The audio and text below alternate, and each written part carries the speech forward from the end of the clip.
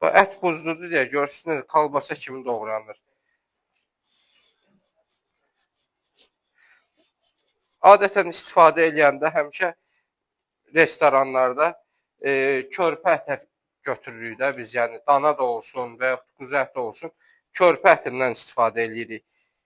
Çünki körpə ətinin dadı da qəşəng olur və yumşaq olur, həm də tez pişir. Bu xüsusiyyətləri var, ona görə. Yəni buzludur.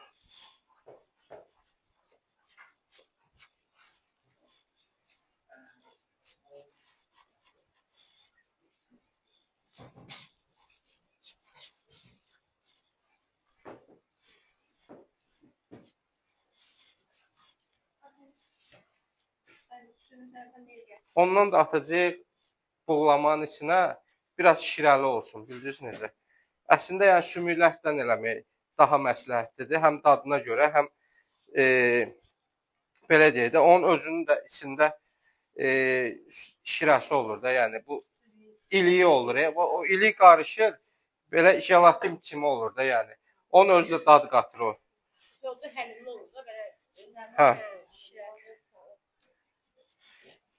İndi sümüksüz ətdən eləyirik deyə o sümüyü bütöv atacağıq içinə, qırıb ortadan. Balta deyəsən bugün biz qırıb püskünə qoyacağıq.